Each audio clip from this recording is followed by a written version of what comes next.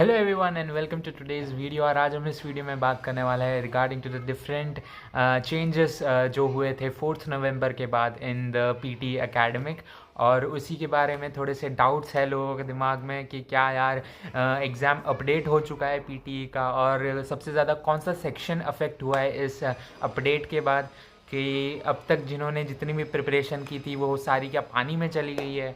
और बहुत सारे लोगों के बीच में एक डर का माहौल है।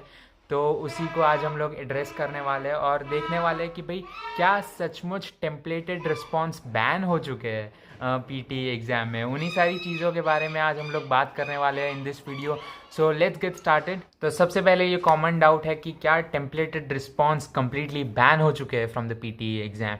और इसका सिंपल सा एक ही जवाब है कि हाँ, ऑफिशियल वेबसाइट पे हमें ये जानने को मिलता है कि टेम्पलेटेड रिस्पॉन्स बैन हो चुके हैं from the PT speaking. Particularly अगर हम बात करें तो डिस्क्राइब इमेज और रिटेल लेक्चर में हम यूज़ नहीं कर सकते टेम्पलेट अब, लेकिन हम यूज़ करेंगे टेम्पलेट। और कैसे यूज़ करेंगे वो इस वीडियो में आज मैं बताने वाला हूँ आपको, और आपको देने वाला हूँ अपने पर्सनलाइज्ड टेम्पलेट्स जो मैंने खुद यूज़ किए थे। ऐसे ही टेम्पलेट्स को यूज़ किया जाता है। बहुत सारे टेम्पलेट्स अवेलेबल है पहले से मार्केट में, लेकिन उसे लोगों को यूज़ करना नहीं आता। आज मैं इस वीडियो में आपको बताने वाला हूँ कि इसे कैसे यूज़ किया जाता है। ठीक है, so without any further ado let's get started to the video. So here in front of me मेरे पास अपडेटेड वर्जन ऑफ 2025 वाले टेम्पलेट्स आ चुके हैं। डिस्क्राइब इमेज का मेरे सामने सबसे पहले टेम्पलेट आ जाता है कि आप देख सकते हो ये पूरा टेम्पलेट है। और एग्जाम्पल के लिए मैंने यहाँ पे एक नीचे इमेज दी हुई है जिससे आप एक बेटर आइडिया लगा सको कि इसे कैसे यूज़ करते हैं। ठीक है, सबसे पहले आपको 30 सेकेंड्स मिलेंगे टू प्रिपेयर और देखने के लिए, एनालाइज करने के लिए कि इमेज कैसी है, इसे कैसे मुझे अप्रोच करना है। तो सबसे पहले यहाँ देख लेते हैं। There is an interesting and beautiful picture in front of me. Let me have a closer look. While having a closer look I can see that it is a dash graph. तो सबसे पहले अगर आपके सामने कोई line graph है तो आपको लाइन ग्राफ बता देना है। बार ग्राफ है तो आपको स्टेट करना है कि there is a bar graph in front of me. ठीक है, ये बहुत ही ज़्यादा कॉमन लाइन आ जाती है सबसे पहले। उसके बाद आ जाता है कि the graph is regarding dash and gives information about dash. तो यहाँ पे हमें कीवर्ड्स नहीं यूज़ करने हैं, हमें फ्रेजेस यूज़ करने हैं। जैसे मैं आपको दिखा देता हूँ, यहाँ पे मैंने कुछ की पॉइंट्स लिखे हैं कि there should be minimum of 5 to 6 phrases of your own in the blanks. तो जो जो यहाँ पे ब्लैंक्स दिए गए हैं, मैंने यहाँ पे दिए हुए हैं ब्लैंक्स, जिसके अंदर 5 to 6 फ्रेजेस होने चाहिए अपने खुद के बनाए हुए।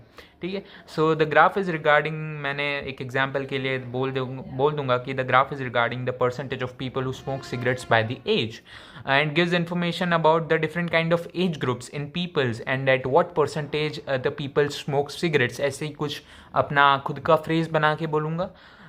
फिर आ जाता है there are different trends in shape size colours and number. ये बहुत ज़्यादा एक रिटोरिकल लाइन है जो आपको अपना कॉन्फिडेंस गेन करने में हेल्प करेगी। अगर आपका फंबल हो चुका है इसके पहले वाले दो लाइंस में, तो आपको ये थोड़ा सा कॉन्फिडेंस बूस्ट करेगी, आपकी फ्लुएंसी को इम्प्रूव कर देगी in the flow. As per the graph I can see that, अब आपने जो ये ग्राफ एनालाइज किया था उसके हिसाब से आपको आइडिया देना है डिफरेंट कि ये किस प्रकार से है। अगर मुझे देना होता तो आई वुड से दैट कि as per the graph I can see that there are different kinds of age group and the percentage of people who smoke cigarette. Minimum 4 to 5 words का एक फ्रेज होना चाहिए जो मुझे fill in करना है in the blanks. The image gives us right idea about the different kinds of people। ठीक है, ऐसा ही कुछ मैं बोल दूंगा।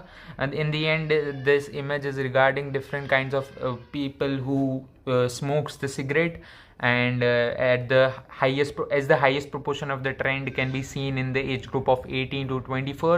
the lowest can be seen in the age group of 65 and above। उसके बाद मैं बोल सकता हूँ कि मैं बहुत सारी चीज़ें इसमें बोल सकता हूँ, ऐड कर सकता हूँ। The second highest proportion is in the age group of 25 to 34। ऐसे ही कुछ बोल दूंगा मैं। ठीक है, आपको भी ऐसे ही कुछ बोलना है। इसके अगर हम की पॉइंट्स पे ध्यान दें तो यहाँ पे लिखा हुआ है wherever there are blanks in this template phrases should be use. Phrases हमें यूज़ करना है, एंड तो हमें कीवर्ड्स को जितना कम हो सके उतने कम यूज़ करना है। मेरे ख्याल से इस टेम्पलेट में सिर्फ एक ही जगह तुम्हें कीवर्ड यूज़ करना है, जो है यहाँ पे। आई can see that it is a line graph. जो आपके सामने एक ग्राफ है वो सिर्फ एक वर्ड का है, तो आपको ये सिंपली उसे पुट करना है। उसके बाद सारे ब्लैंक्स में फ्रेजेस आएंगे। Alright, keywords should be avoided. Speak as fluently as you can. Pronunciation and fumbling should not happen because ये चीज़ यही हमारी टेस्ट करती है कि हमारी फ्लुएंसी प्रोनाउंसिएशन कैसा है, ठीक है. कंटेंट डज मैटर, मैंने पहले भी बोला है, कंटेंट मैटर करता है लेकिन not as much as pronunciation and fluency, ठीक है. ये सब चीज़ें आपको ध्यान रखनी है. Repetition of word should be avoided. Repetition यानी as per the graph I can see that this image gives us right. ये सब नहीं करना है, ठीक है. अगर हम आगे बढ़े नेक्स्ट टेम्पलेट की ओर, अगर हम आगे बढ़ते हैं नेक्स्ट टेम्पलेट की ओर, आ जाओ देखो. तो यहाँ पे दूसरा टेम्पलेट है retell lecture and summarise spoken text. तो दोनों ही मॉड्यूल्स में सेम टेम्पलेट यूज़ होगा, ऑलराइट, क्योंकि दोनों जो मॉड्यूल्स है वो बहुत ही ज़्यादा सिमिलर है. तो दोनों में एक टेम्पलेट हम यूज़ कर सकते हैं. मैंने सेम चीज़ की थी तो आप भी सेम चीज़ कर सकते हो. The lecture discusses about dash, जहाँ पे आपको फ्रेज डालना है. In the beginning the speaker explains about dash. Later the speaker mention that dash. Here the speaker was ideally pointing at the fact that dash. In conclusion the lecture was about dash, ठीक है. यहाँ पे देख लेते हैं. Write 5 to 6 phrases of your own. 5-6 phrases आपको लिखना है क्योंकि यहाँ पे 5 से 5 ब्लैंक्स है. 1 2 3 4 5 ब्लैंक्स है. तो आपको मिनिमम 5 फ्रेजेस लिखने हैं. आपको ऑलरेडी वहाँ पे एक नोट पैड और पेन दी जाएगी जिसके अंदर आप फ्रेजेस खुद लिख सकते हो रिटेल लेक्चर में. मैं ये कहता हूँ कि रिटेल लेक्चर कंपैरेटिवली इजी होता है देन डिस्क्राइब इमेज, क्योंकि उधर आपको एक लेक्चर सुनाई देता है, ठीक है, और उसके बाद आपको फ्रेजेस सिर्फ इस टेम्पलेट के अंदर फिल करके बोलना होता है. तो अगर आपकी फ्लुएंसी और प्रोनाउंसिएशन ठीक है तो आप आराम से इसके अंदर इन दोनों मॉड्यूल्स के अंदर आराम से स्कोर कर सकते हो. ऑलराइट, यहाँ पे इसके की पॉइंट्स देख लेते हैं कि write 5 to 6 phrases of your own, ठीक है. The more phrases you write higher are the chances of getting good marks. तो आपका कंटेंट की वो बैंडविड्थ बढ़ जाएगी. ऑलराइट, आपको अगर एक दो चीज़ में डाउट भी होगा, ऑलराइट, अगर आपको फॉर एग्जांपल मैंने 5 लाइनें लिखी है लेकिन उसमें से एक लाइन में मुझे डाउट आ रहा है कि यार मुझे ये नहीं बोलनी चाहिए, तो अगर आपने ज़्यादा लाइन लिखी होगी तो आपको हेल्प रहेगा इन द स्पीकिंग और आपका फंबलिंग बहुत ही ज़्यादा कम हो जाएगा इससे.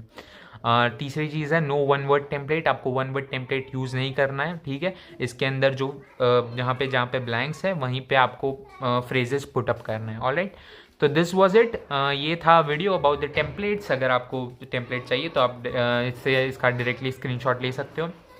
ऑलराइट, ये रहा डिस्क्राइब इमेज का और ये रहा रिटेल लेक्चर का. ऑलराइट, इसके आप स्क्रीनशॉट्स ले सकते हैं. और हाँ, ये था आज का वीडियो अबाउट टेम्पलेट्स. होपफुली आपको ये वीडियो अच्छा लगा हो तो लाइक कर देना इस वीडियो को and subscribe to the channel. Alright, अगर आपको कुछ ऐसे ही टेम्पलेट्स चाहिए तो please let me know as always in the comment section कि आपको कौन सा चाहिए template and I will bring you another one. So ya, this was the video. Thank you for watching and good bye.